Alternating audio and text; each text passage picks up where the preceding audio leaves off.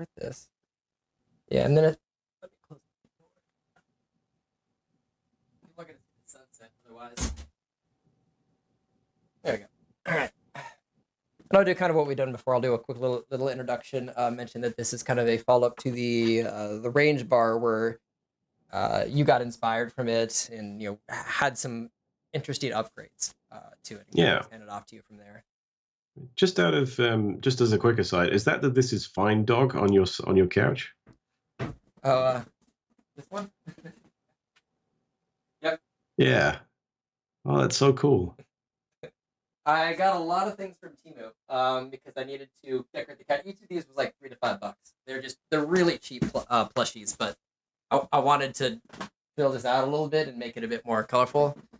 The funny is, like, I went from nothing on my couch to like there's a giant slice of pizza, and like nobody in my live stream ever commented on any of that. I was a little disappointed. Not a single person like, is that BMO or is this Rick or anything else? So that's Kirby that swallowed Link from Smash Brothers. Yeah. Like all these little things that I think a few of these are big enough that you can recognize, and like the cat. Yeah, from, I recognize them. It's just Totoro. yeah. It's just when you sort of got up, I'm like, oh, that's got to be the This Is Fine dog. Yeah, it's just like, a little there's bit a few blurry. hidden behind slightly, me. Yeah. Yeah, obviously the focus is on you, but I just thought, yeah, it's pretty neat. It makes it a bit more playful for sure. Yeah, totally. I've been sort of accruing more Lego over the years, but they take time and they cost a lot of money. Like, I bought the Lego Lord of the Rings set. I've been slowly building that. Oh, nice. I just did the Zelda set, which is in the lounge because it's too big to fit in this room. The Deku tree. Yeah. And halfway through the build, it fell off the table, which was really annoyed about. No, the worst part about that is the pieces, like, it's a lot harder to put that back together, I would imagine. Yep. There's a bit where you just got to connect to two of the base plates, and the table was too slippery, and it all just it was like this comedy moment where you're just like, oh god, no, just watched it fly off the table and smash. But I got to start again. I think that's a good thing. Anyway. There we go.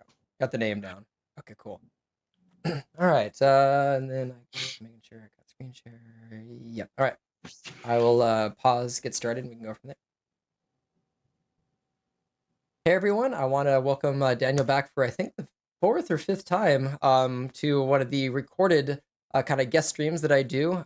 This time it's actually involving the range chart that I made a bit earlier using some stacked utilizations with the stack chart in Power BI, some DAX magic, and just clever use of native visuals. And Daniel came across that video and got a bit inspired to actually do some enhanced designs and modifications to that kind of base practice that I showed a few weeks back. So Daniel, good to have you back on again, and interested to see some of the continued visual upgrades that you have for this.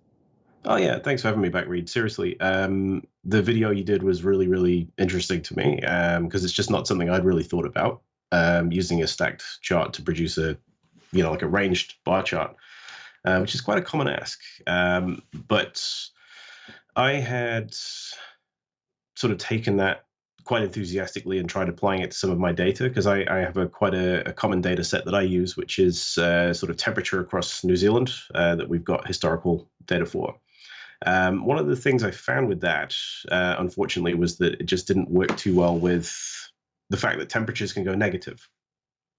So, obviously with a stacked bar chart, you usually expect your numbers to go one way or the other way of the axis. But unfortunately, when they cross the axis, that's when the kind of, I guess what we'd call the transform that produces the stack effect doesn't always work. But I was pretty determined to crack it. So I spent quite a long time thinking about it a little bit differently. How can I diverge the bars? How can I make this work? I was getting really down in the rabbit hole of visual calculations, trying to see if I could game the system a little bit more. And then I kind of just thought, I'm getting a bit too close to the project here. Took a step back and approached it a little bit differently. So I guess what I'd like to talk about today, and thank you for having me on, is how I solved that, but also then how I use that to then push the idea a little bit further, and discovering some neat little tricks along the way with some of the new visual features that have come into the core visuals. Because when we often talk, it's about something to do with custom visuals, but I do core visual work as well. And I think that it's really valuable stuff to know. Absolutely, and it's nice to be kind of put within a sandbox to a degree that has restrictions because it forces you to come up with creative solutions for a few of these, especially again when trying to find that intersection between leveraging native features, but not so much that it becomes the Rube Goldberg like 20-hour kind of development project, but something that still is a few workarounds, but it's effective. It delivers what it needs to, and maybe only takes a small handful of time to get it done. Absolutely, yeah. That's it. You summed up really, really well. Sometimes having constraints makes us think really creatively sometimes, or it can be a skill that Hmm. we can build. We don't necessarily know that, but this kind of lateral thinking approach is something that we can develop. It's like a muscle. We can train it. And these problems can help us to think a little bit differently and then understand how tooling can be used to try and give us some additional powers, I guess. Sounding not too hyperbolic, but yeah, you can do some pretty interesting things when you think about the tooling you have a little bit differently. All right, let's go ahead and flip over your desktop if you're ready, and we can take a look. Yeah, of course. So I Okay. think for the purposes of recapping, this is your example read where you'd taken this stacked bar chart and produced this ranged effect by effectively making one of the series transparent and showing this other bar in place. So what I'll do is I'll jump across to my slightly less exciting version. But what I have here is a blank canvas, which is a data set of temperature data, as I mentioned. This is historical data across various places in New Zealand. And I'm just going to grab a clustered bar chart. And of course, Power BI will put it there. So let's firstly make it a bit bigger.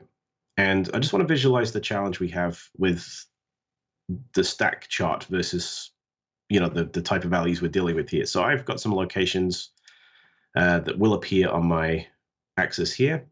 And first of all, I'll add in I want to show the span from minimum to maximum. So I'll put my minimum temperature in first.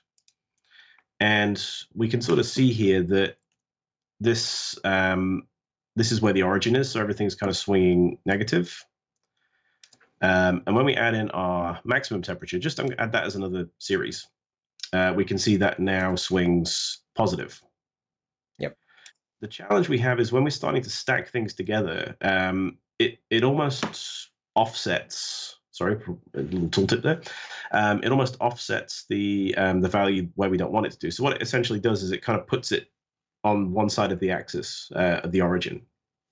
And here we have negative and positive swing, and it becomes very difficult to work out exactly how much to offset that stack by. Mhm. So one thing I thought would be quite nice was to show span between minimum and maximum. What I'll do very quickly is I'll just sort that by location name. Not that these locations mean a lot to some people. They mean a lot to me. Maybe you can learn a little bit about New Zealand locations while we watch. But instead, I thought a little bit differently. What we have with the clustered bar charts and line charts are we have this feature called error bars. So that's under the analytics pane. And we have this little option here. And we can actually start using this to do some interesting things. So I guess what we're talking about here is the ability to annotate a visual with certain dynamic bindings. And we can almost think about error bars as a way of providing these dynamic annotations across the axis our measure runs. So in this case, we can think about adding some dynamic effect, whether it's what we would call a mark in visual development. So a mark being an element that we bind our data to that's like a shape or something like that that represents our data. How can we start leveraging that to get the same kind of effect? And the trick is it takes your idea and just evolves it slightly differently. So with our visual here, we have two measures currently. We want to show two measures. We want to show the span between two measures, but we only want one bar. So we can take one of these bars out. So let's just take maximum temperature out. So we're left with one bar. And what we can do instead is use your trick of making them transparent. So I can go to my bars menu. I can find the transparency slider, and I can turn that all the way up. And I've now got nothing, but what this does is it gives me a blank canvas for what I can do now within each series across my x-axis, which is how I'm showing my measures. And because we keep that measure in place, we've got the correct row context, so the correct column values are showing. But we now can effectively do stuff in this space. And we're going to use error bars to do that. So if I go to my analytics pane and I choose error bars, I'm going to enable it first. And then all I'm going to do is drag in my minimum temperature as my lower bound. And we can see that we're starting to see something appear. And I'll take my maximum temperature and I'll drag that into my upper bound. And right now, error bars are doing what they're designed to do. They're designed to show a small annotation bar from one value to another value, my apologies. But this really doesn't look like a ranged chart, but we can do a couple of simple customizations to that. So firstly, we can go to the actual bar option, and we've got our markers option as well. So these are the two things we're going to have a look at here. So markers are the pieces on the end here. We can turn those off. And then with our bar, we can actually change its width to the maximum, which sadly right now is 10 pixels. I don't think the visuals team probably realized that we might want anything wider than that, but to begin with, we can actually just create a very simple ranged bar by customizing this error bar. So we've now got this bar that's a certain width, and if we want to customize a little bit of it, for instance, if that's a little bit too bold, we can change its color. We could match the series as well, which was the default blue, but I'll keep it gray. I'll maybe make that a lighter gray, and just maybe put a small border around it, just to sort of show that I can do some customization. Yep. I maybe don't need my title on my axis because that's kind of redundant. And I probably don't need my y-axis total because we know what the location is. And this title we would probably change to something a little more descriptive. Range by location. And now we've got this quite nice little ranged bar chart that we can include in our data set, showing span from min to max, and it includes negative values. So it's just a very, very simple evolution of your idea read. Well, and the nice thing too is, as you said, it actually lets you go into the negative range, because the one thing that at least is like limited on the one that I did is it only really fits in the positive range section. It's kind of figuring out what are the primary values that you need for some of these, because in mine I was thinking of the error bar, but those can't get as big. You have a maximum width. Technically it's a line, but you can make it so fat that it looks like a bar. But you don't get any of the like labels and the ins and others where this but then the exchange for one like this is you actually get the proper access range and everything else. I do know that, you know, Miguel and team are working to enhance this a lot, so I think the width will increase over time. You'll also get more flexibility off of the name of the error line, and a few other stuff that will be coming in the next 6 to 12 months. But I do like this as a alternative approach when you have to deal with an axis range that spans below 0. Absolutely. And we do have the ability to do some labeling, but as you say, it's a little in need of some beefing up, but that's the thing. The features have been coming, which is really, really good.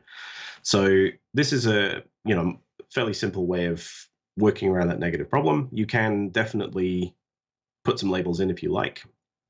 But the thing that really got the gears moving after this point was, what can I do with this? So one of the things is, and I'll just reveal this little table here, is we actually have a lot of data here. We've got 483,000 samples. That's recordings across the years.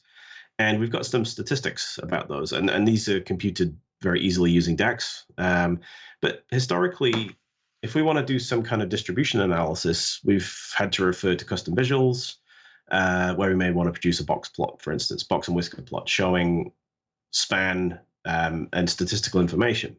But what's really interesting about this is if we start thinking about these error bars as ways of annotating a chart bound to data, we can be quite prescriptive with them.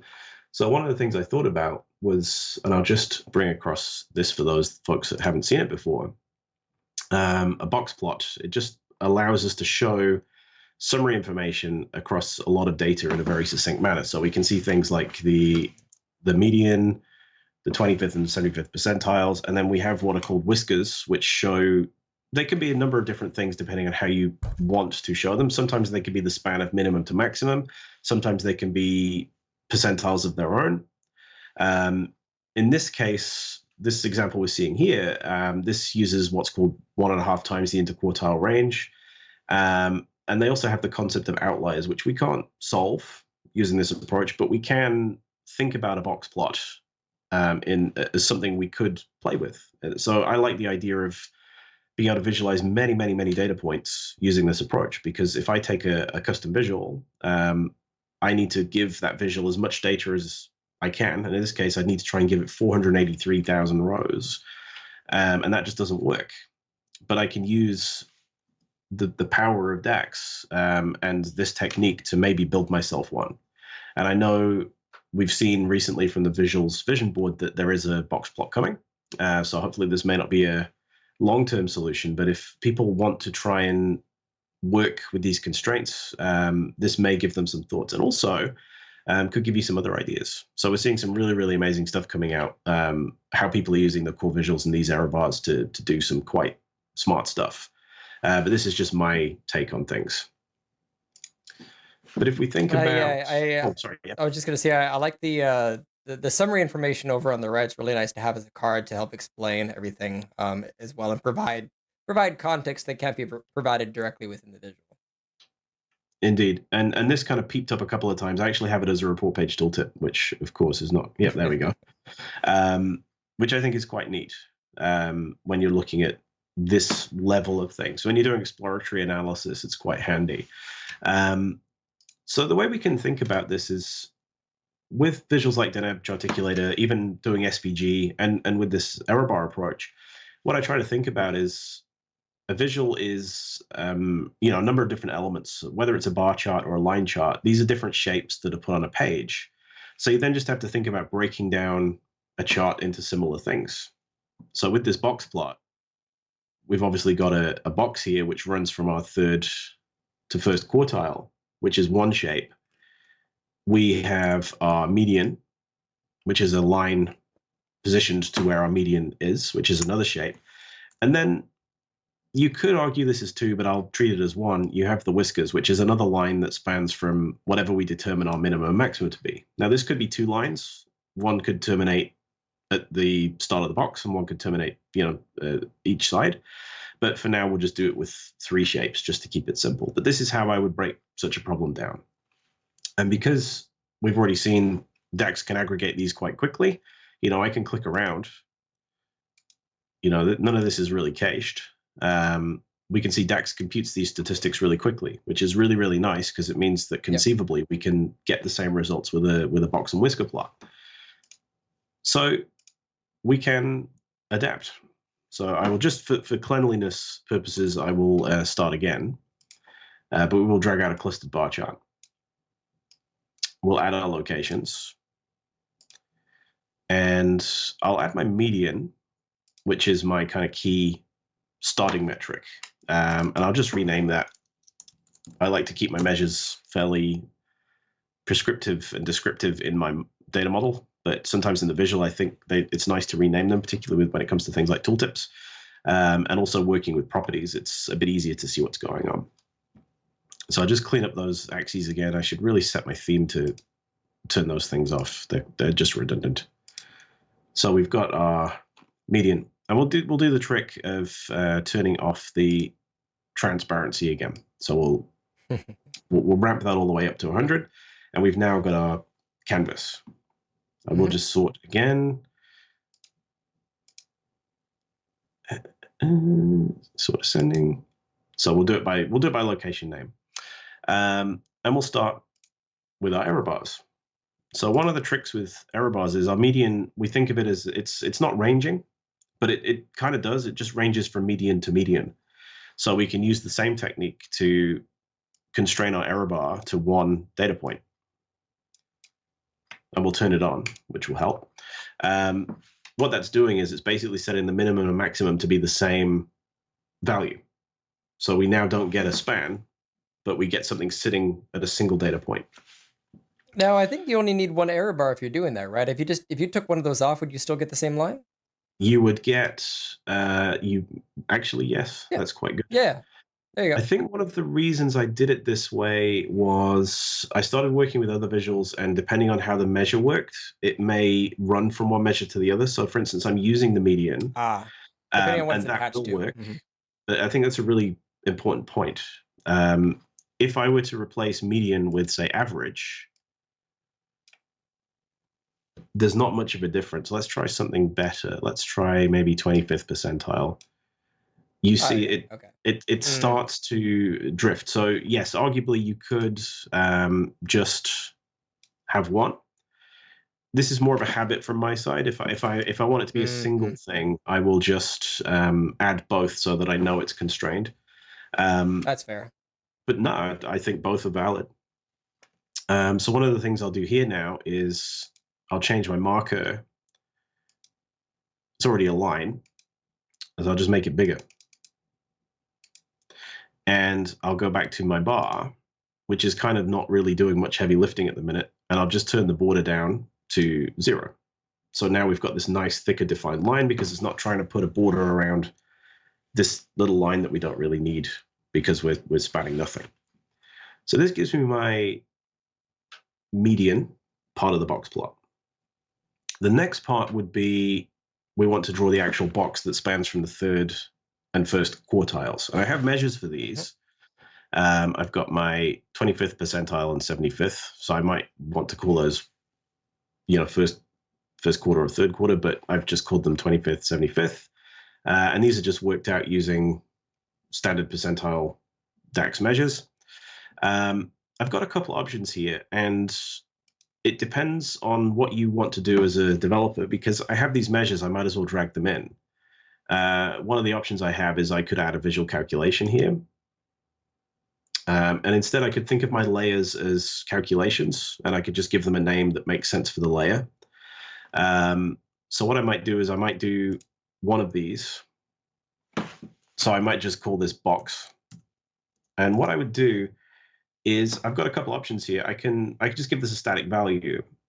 And what I would probably do, and this will depend on how your data works, I would probably tie this to the median just so that it's kind of in the same range. I could make it 0, but my data may be well outside of that. So I'm keeping it local to a measure I already know exists, but what I'm basically doing is just keep giving it some context. I can't make this blank, otherwise it doesn't appear. But I'm effectively using this as a proxy for a layer. And what I will do here is now I've got my box concept. I can go to my error bars. In my apply settings too, I've got my median, but I've now got one called box. So I can click on that, and then I can drag in my 25th percentile to my lower bound and my 75th to my upper bound and turn my bar on, which is a common mistake I always make. What we've now got, and I'll jump out of the visual calc option to make space, is we've got this extra error bar now, which is serialized, much like a clustered bar chart would be.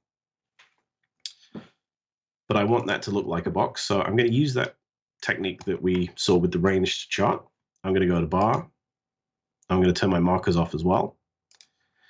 I'm going to make that 10 wide, and I'll probably just indeed soften that down and just give it a thicker border. So I've now got my quartiles and my median. But what we can see is these are sitting above each other, which is what a clustered bar chart is doing. But fortunately, thanks to new features, we can go to our bars menu. And there's this great new option here called layout, which has become the Swiss Army knife for doing all kinds of weird and wonderful things. Yeah. But what we can do a couple of things. What we've noticed is Power BI will draw the bars based on the order in which we added the measures. So we've got our median and then our box.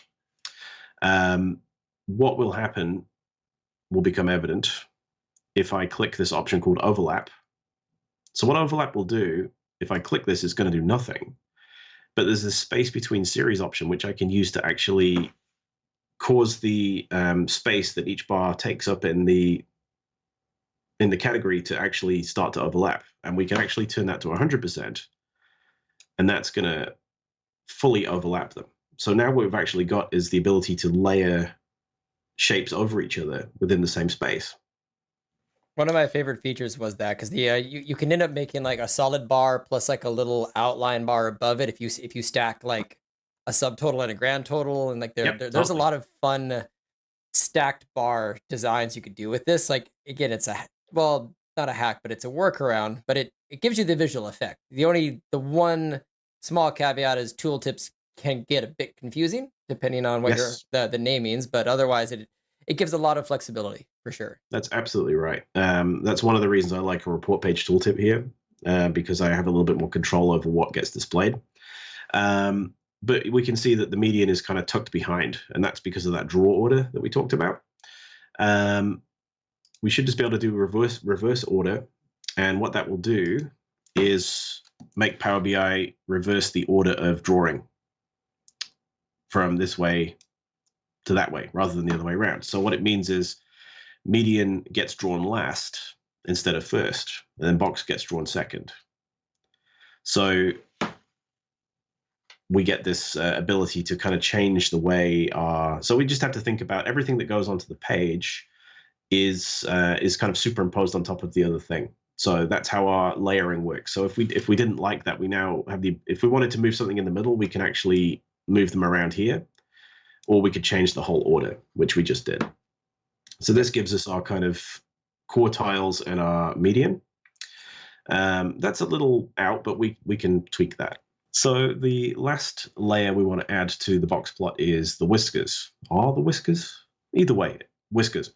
As I mentioned earlier, these can be a number of different rules. Some people like to run from minimum to maximum. Some people like to use certain percentiles. I'm going to use the 1.5 interquartile range approach. So I've just got a couple of measures for that.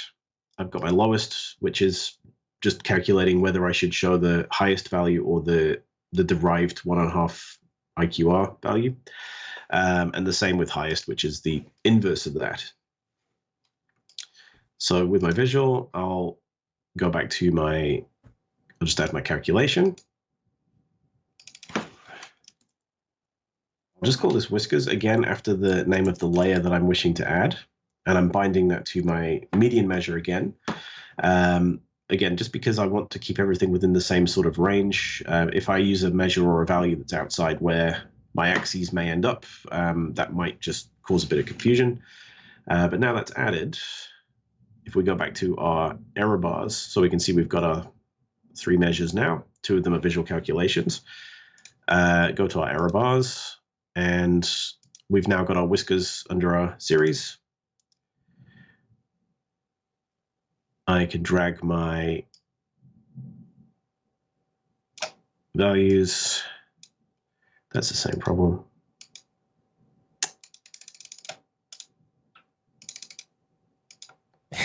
That toggle is just not. Sort of works. Oh, Sort of works. there we go. Okay. I don't know what I want to do with that. I mean, you can just we can just restart from 30 seconds ago, and then you just click it a few times to get it to turn on, right? Yeah. So I could probably just say, yep, and now these are, let me try that again. Let's just think what I was doing, dragging them in. I reckon it's the reverse order thing that's messed it up. Anyway. So now I've added my bars. I can see that this is actually a normal looking error bar. It's actually, whoops, let's take that tooltip off. And we can see that this is spanning from our minimum value to our maximum value. And this kind of sits behind the box because that's how we've specified the draw order. This is now superimposed because we already dealt with the layout and got the bars to work. So one thing we might do is probably just tweak that median if we think it's a bit too thick. Let's find our markers, our bar even. There we go. It's just a little too. There we go. So let's just tweak that so it's the right size for our box. And this essentially gives us a very simple box plot, but it actually tells us a lot about our data. It's a lot of rows, as we say. We can start to look at data over time, and this is calculating quite quickly. We can click this and it would cross filter. We can see our table over here on the right is actually responding to the data in there. So we actually get quite a bit of functionality built in, which is quite neat. So yeah, that's a simple illustration of how we can start using some of these new features to start to build up visuals we may not have thought were really possible. But honestly, these clustered charts and the line chart can work to a degree like this as well. You actually get some pretty neat little features for free. And I think for academic statistical purposes, I love like Box and Whiskers. Curiously, like what's temperature is a good one. What are some other scenarios of, I think, data to help people kind of figure out if they've not used these before? What's some common data people might encounter with across industries that could be useful to use for with visuals like this? Yeah, I think it's generally anything where you have a population of data. So you might have, it could be 10 rows, it could be millions of rows, but you want to understand more about how that data looks from its ranges. So yes, temperature we've used. There's a common example with in most data science toolkits like R, where they use the growth of teeth based on dental treatments, how much teeth grow. There's one about penguin growth. There's the petal length and sepal length data sets. It's really anything that's quantitative, anything that has a number around it that can be measured. Or so a population could be a good one, for instance, looking at age. We have to be really careful not to discriminate when we start talking about things like age, but it could be a very good way of getting demographic information. So, where our, we've got a lot of survey respondents. They've provided their age, assuming they're truthful, where do most of our respondents lie? This median tells us where the typical middle value is, and our quartiles tell us where most people sit. So with those box plots, you get to see a very quick glance at where our population could lie, whether that's temperature, whether that's people, or some other metric that you wish to do. Some people might want to use this to look at how many items am I shipping per sale. But that could be a bad example because you may only have one item sold per sale, where a sale with 10 items or 10 lines is probably outside the norm. But it really depends. It's really a way of just trying to explore your data and learn more about it. So these visuals, box plots, for instance, they may turn up in a lot of scientific publications. You may more use them as a decision factor when it comes to choosing a type of visual to use to convey your information better. But it's all about understanding what's in front of you. This is why I like them. So I can play around with my data, see exactly what kind of the demographics are like, and then that helps inform me as to where I might start choosing a visual.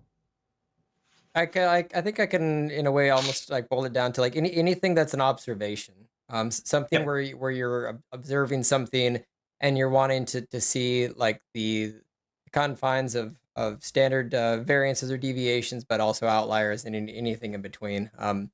The average amount of time a person spends in a section of a retail store. That could also be one.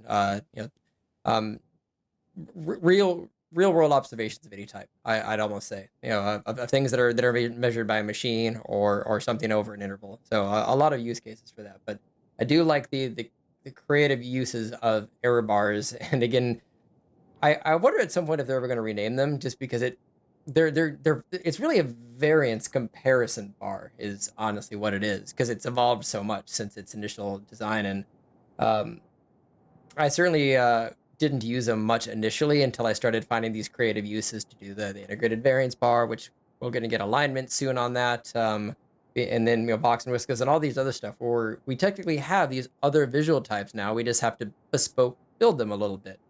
But I Yeah, think this is a good push towards kind of that limit of where you'd start building this natively versus maybe exploring like the Deneb visual and others that you've built, where you, end of the day, it's just what's going to be the fastest route to you for you to build a visual like this and stick it into a report, which is going to take you 5 hours, which will take you 2. So there's not really a right or wrong answer. If you can meet a deliverable and there's no like glitches or bugs, so to speak, in terms of the design or tooltips, take the path of least resistance that you're familiar with, or maybe take a path that takes a bit longer to learn, but you're also giving yourself some new skills. So it's the yeah, consultant answer of it depends with a lot of these. totally. It's whatever works for you. You have Yeah, to think about exactly. supporting it. You have to think about maintaining it. Um, you have to think about whether it's the right approach. It is always possible that you're using something that's not really designed this way originally. It's possible that something could get fixed so that your feature doesn't work. I don't think that will happen here, but it's just something you always have to bear in mind. Am I using the tool for the right job? When you're a hammer, everything looks like a nail, all that kind of stuff. But yeah, Exactly. I agree. I think error bars was always the intention, but they're effectively a dynamic annotation at the category level, which you don't have in any of the other annotation features, analytics features. They're Yep. all across the whole chart, which is useful, but at the same time, you get this ability to dynamically annotate in new and interesting ways. It's just finding those ways, and there's some great examples out there. And I appreciate you coming on and sharing this. I'm happy to have helped at least spark some creative juices and for you to go poke around in it a bit because it's fun when you can sandbox it a little bit. So Oh, totally. I'll continuously again thank you for coming on and sharing that stuff. And it's always fun to just Frankenstein and assemble some new visuals together with you. So Oh, totally. Yeah. we'll definitely go ahead. Yeah, I was gonna say thank you. I'm just too eager to say thank you, as always, for having me on, for giving me challenges. This very inspired again by something you came up with, and yeah, it's just great to keep seeing what we can do. Always happy to Exactly. come on. Always happy to try new things. Yeah, so thank you. 100%. And then looking forward to the next time to get you back on and I'll see you next time. Absolutely. Thanks, everybody. Please don't forget to like, comment, or share this video. Now, if this is your first time to my channel, or you want to see more of these awesome videos, please click that subscribe and notification button. Also, feel free to show your support by becoming a channel member. Last but not least, you can download the file for today's video from my blog files page using the link down below. So until next time.